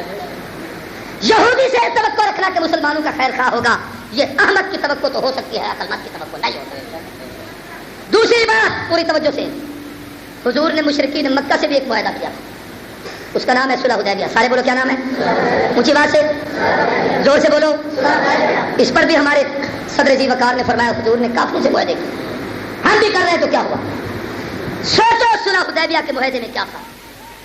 حضور عمرے کے لیے تشریف لے جا رہے ہیں, مشرکین مکہ نے آنے نہیں دیا. اللہ کے نبی نے حضرت عثمان کو اپنا سفیر بنا کے بھیجا, بلکہ حدیث کی کتابوں میں ہے کان رسول اللہ, اللہ کے نبی کا رسول بن کر, یعنی اللہ کے پیغام پر کا پیغام کر کر حضرت عثمان کا. حضرت عثمان نے جا کر کہا کہ ہم تم سے جنگ لڑنے نہیں آئے, اللہ کے نبی اس لیے آ رہے ہیں کہ صرف آ کر رحمت کائنات عمرہ کریں گے, واپس چلے جائیں گے. 1400 صحابہ ساتھ. مشرکین مکہ نے حضرت عثمان کو قید کر دیا. ادھر اطلاع یہ ملی کہ عثمان شہید ہو گئے. حضور نے سارے صحابہ کو اکٹھا کر کے کہا میرا عثمان شہید ہو جائے, مسلمان شہید ہو جائے, نبی چپ کر کے واپس چلا جائے, یہ نبوت کی عظمت کے خلاف ہے. میں بھی اپنی جان دینا چاہتا ہوں, آؤ میرے ساتھ ہاتھ پہ ہاتھ رکھ کے معاہدہ کرو, جب تک عثمان کے خون کا بدلہ نہیں لیں گے اس وقت تک حدیبیہ سے پیچھے نہیں جائیں گے. 1500 صحابہ نے حضور کے ہاتھ پہ بیعت کی کہ کس کا بدلہ لیں گے, حضرت عثمان کے خون کا. کیا لیں گے, حضرت عثمان کے خون کا. ابھی یہ بیعت ہو رہی تھی کہ اطلاع ملی عثمان قتل نہیں ہوئے, گرفتار. حضور نے فرمایا اگر گرفتار ہے تو جب تک عثمان کو آزاد نہیں کراؤں گا میں واپس نہیں جاؤں. جب تک مسلمان کو آزاد, بولو بولو نا, اس وقت تک واپس نہیں جاؤں گا. اب جب کافروں نے دیکھا کہ اچھا مسلمان اتنے تل چکے ہیں, بات کو سمجھنا, کافر بڑے پریشان ہوئے. چنانچہ مکے سے ایک وفد آیا کہ رسول اللہ سے کوئی صلح نامہ کر لیا جائے, عثمان ہم واپس دے دیتے ہیں, آئندہ سال اللہ کے نبی آئے. چنانچہ وہاں سے کچھ کافر آئے, معاہدہ ہوا, صلح نامہ ہوا. اس وقت یہ کہا گیا کہ حضرت عمر وہاں جذباتی تھے, لیکن بات یاد رکھنا اللہ کے نبی نے وہاں جو موقف اختیار کیا اس کو سنو. آپ نے فرمایا لوگوں میں سب کچھ برداشت کر سکتا ہوں. میرا جملہ یاد کرنا, میں یہ تو برداشت کر سکتا ہوں کہ محمد الرسول اللہ کو کاٹ کے محمد ابن عبداللہ لکھا جائے, یہ تو برداشت ہو سکتا ہے. ہم اس سال واپس چلے جائیں, اگلے سال آ کے عمرہ کریں, یہ تو برداشت ہو سکتا ہے کہ جناب اگر تمہارا کوئی ہمارے پاس آئے تو ہم واپس کر دیں گے, یہ تو برداشت ہو سکتا ہے آئندہ ہمارا تمہارے پاس کوئی آئے تو بے شک نہ دینا, 10 سال تک معاہدہ لکھوا لو, ہم تمہارے ساتھ کوئی جنگ نہیں کریں گے, تم ہمارے ساتھ جنگ نہ کرنا. یہ سب کچھ قبول ہے, مگر عثمان کافروں کے حوالے دینا قبول نہیں. سمجھو میری بات. بھی حضرت آ گئے, بس میں تقریر کو ختم کر رہا ہوں. صلح حدیبیہ کا خلاصہ یہ تھا کہ کافروں ہر شرط تمہاری قبول ہے, لیکن عثمان کافروں کے حوالے کرنا قبول ہے. اونچی آواز سے زور سے بولو. ہمارے پاگل کو سمجھ نہ آئی کہ نبی کی اس شرط پہ تو ملا عمر عمل کر رہا ہے, جس نے یہ کہا سب کچھ قبول ہے, افغانستان آدھا چلا گیا ہے, سنگلاخ پر پہاڑ بنے ہوئے ہیں, باقی ٹکڑا بھی دینے پڑا تو دے دیں گے, لیکن اسامہ کو کافروں کے حوالے نہیں. یہ نبی کی سنت. حضور نے فرمایا عثمان نہیں دوں گا, سب کچھ قبول ہے.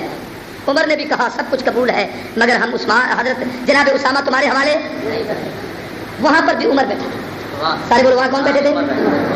اس عمر نے کہا محبوب عثمان بھی ہمارا, ان کے قبضے میں لینا تو ہم چاہتے ہیں, اس لیے میری رائے یہ ہے کہ نہ عثمان دیتے ہیں نہ ان کی کوئی شرط مانتے. یہ عمر کی بات ہے, نہیں سمجھو کس کی بات ہے. جیسے اس عمر نے یہ بات کہی تھی, نہ عثمان دیتے ہیں نہ شرط مانتے ہیں, اس عمر نے بھی وہی بات کہی, نہ اسامہ دیتے ہیں نہ امریکہ کی کوئی شرط مانتے. مسلمان رب کے نزدیک بہت بڑا قیمتی ہے, اور جس دن ان لوگوں نے کہا تھا نا ہم حملہ کریں گے, اللہ گواہ ہے ساتھیوں میں پریشانی تھی, اضطرابی تھی, لیکن من جانب اللہ ہوتا ہے, میرا دل اتنا مطمئن تھا, میں نے پہلے دن دوستوں سے کہا تھا یہ ہو ہی نہیں سکتا کہ حملہ کریں, اس میں اتنی جان ہی نہیں. جو الو کے پٹھے کتے کا گوشت کھائیں, خنزیر اور مردار کھائیں, جن بے غیرتوں کی حالت یہ ہو کہ مکھن اور توشو پہ پلیں, ایئر کنڈیشن گاڑیوں میں جھولے, سنگلاخ پتھروں میں پتھریلی زمین پہ ننگے پاؤں, پتے چبا کر کھانے والی قوم کا مقابلہ بولو کیا کر سکتے ہیں.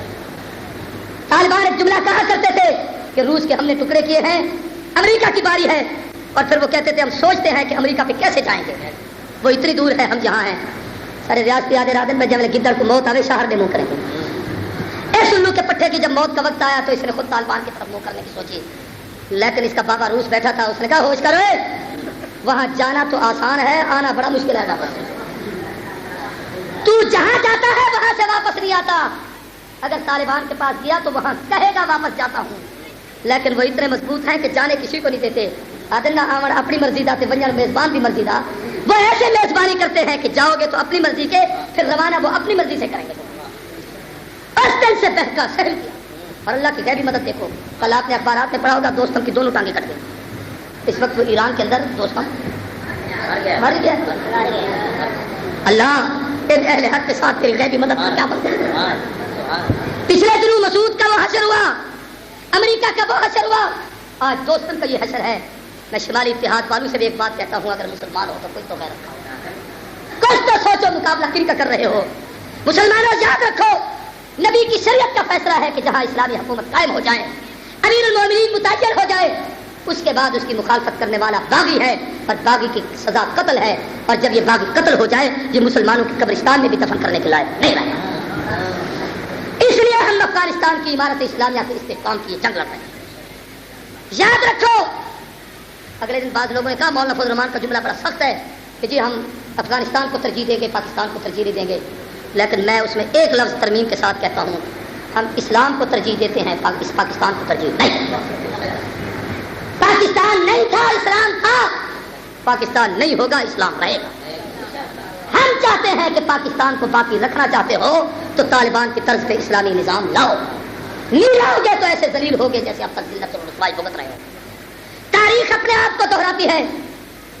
جناب رسول اللہ صلی اللہ علیہ وسلم کے دور اقدس میں دو بڑی سپر پاور طاقتیں تھیں، ایک روم کی اور دوسری ایران کی۔ روم کے غلبے کا تذکرہ قرآن مجید نے کیا، الف لام میم غلبت الروم، اور ایران عمر ابن خطاب کے زمانے میں مسلمانوں کے زیر اثر آیا، اللہ نے اسلامی حکومت عطا فرمائی، ایران بھی مسلمانوں کے قبضے میں آ گیا۔ اس وقت کی دونوں سپر طاقتیں تہس نہس ہوئیں، اور آج کے دور میں بھی بڑی طاقتیں دو تھی، ایک روس اور ایک امریکہ۔ وہاں روم میں رہا، یہاں روس میں رہا، وہاں امریکہ میں الف، یہاں ایران میں، ادھر ایران میں الف۔ اللہ کی تقدیر کا فیصلہ ہے کہ وہاں ایران عمر کے ہاتھوں فتح یاب۔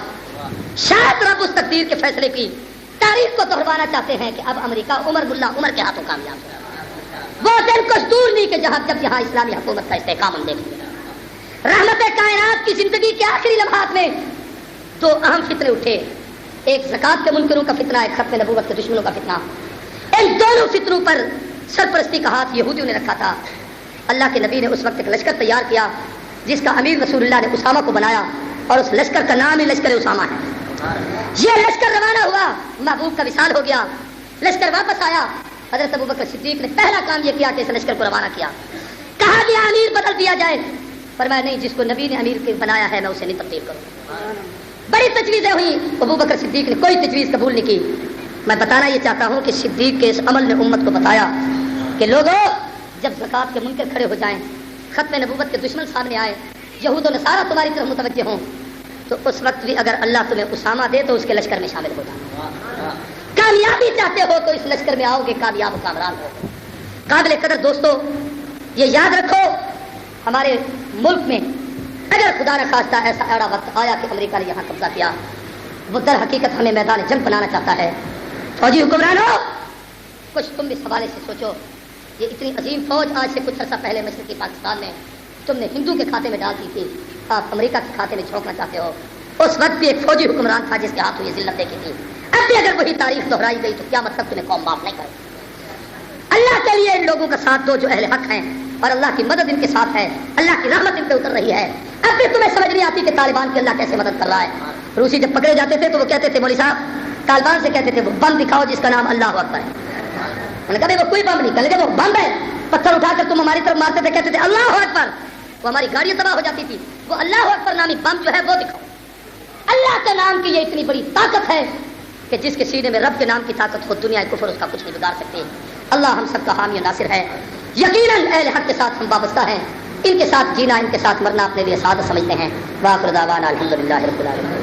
میرے اللہ تیری رحمت کے خزانے بے بہا، تیرے در کے ہیں سوالی، تیرے در کے ہیں سوالی انبیاء اور اولیاء۔ میرے اللہ تیری رحمت کے خزانے بے بہا، میرے اللہ، میرے اللہ، میرے اللہ، میرے اللہ اللہ تیری رحمت کے خزانے بے بہا تیرے در کے ہیں سوالی تیرے در کے ہیں سوالی انبیاء اور اولیاء میرے اللہ تیری رحمت کے خزانے بے بہا میرے اللہ تیری رحمت کے خزانے بے بہا دیکھتا ہوں میں جدھر بس تو ہی تو ہے تو ہی تو دیکھتا ہوں میں جدھر بس دیکھتا ہوں میں جدھر بس تو ہی تو ہے تو ہی تو ہل نہیں سکتا مگر کوئی پتہ تیرے سوا ہل نہیں سکتا مگر کوئی پتہ تیرے سوا میرے اللہ تیری رحمت کے خزانے بے بہا میرے اللہ تیری رحمت کے خزانے بے بہا تیرے در کے ہیں سوالی تیرے در کے ہیں سوالی انبیاء اور اولیاء ذرہ ذرہ تیری قدرت کے کرشمے کا گواہ ذرہ ذرہ تیری قدرت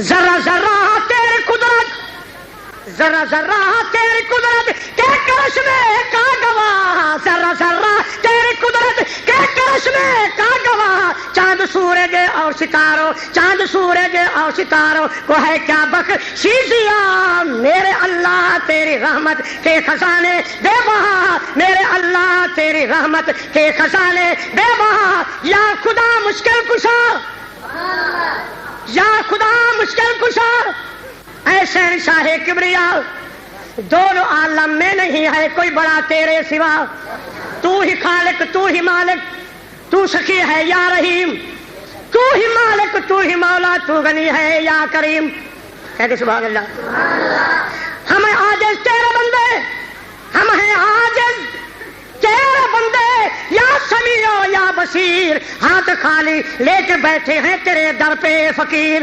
جنت الفردوس دے ہم کو جہنم سے بچا کہہ دو آمین جنت الفردوس دے ہم کو جہنم سے بچا یا الہی قرب اپنا دے ہمیں اپنی رضا کر مرادیں سب کی پوری دے بیماروں کو شفا آنے والی ہر مصیبت یا خدا ہم سے ہٹا اونچی آواز سے کہہ دو آمین اور موت آئے جس گھڑی موت آئے جس گھڑی کلمہ شہادت ہو نصیب ہم کو محشر میں محمد کی شفاعت ہو نصیب تو بنا دے ہم کو یا رب تو بنا دے ہم کو یا رب کملی والے کا غلام ہو عطا ان کے مبارک ہاتھوں سے کوثر کا جام میرے اللہ تیری رحمت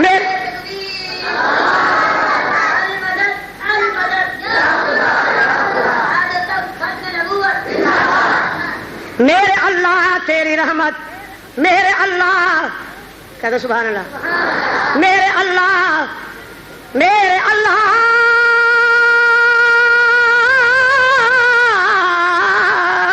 میرے اللہ تیری رحمت کے خزانے بے بہا میرے اللہ تیری رحمت کے خزانے بے بہا میرے اللہ تیری رحمت کے خزانے بے بہا تیرے در کے ہیں سوالی تیرے در کے ہیں سوالی انبیاء اور اولیاء بہر بر حجر و شجر کہہ دو سبحان اللہ بہر بر حجر و شجر جن و بشر تجھ کو مگر کہہ دو سبحان اللہ بہر بر حجر و شجر جن و بشر تجھ کو مگر معلوم ہے سب کچھ تجھے معلوم ہے سب کچھ تجھے کیونکہ تو ہے سب کا الہ میرے اللہ تیری رحمت کے خزانے بے بہا موجود ہوتے ہی کسی کو تو نہیں آتا نظر اونچے آواز سے کہتے سبحان اللہ موجود ہوتے ہی کسی کو موجود ہوتے ہی کسی کو تو نہیں آتا نظر ہے یہی پہچان تیری ہے یہی پہچان تیری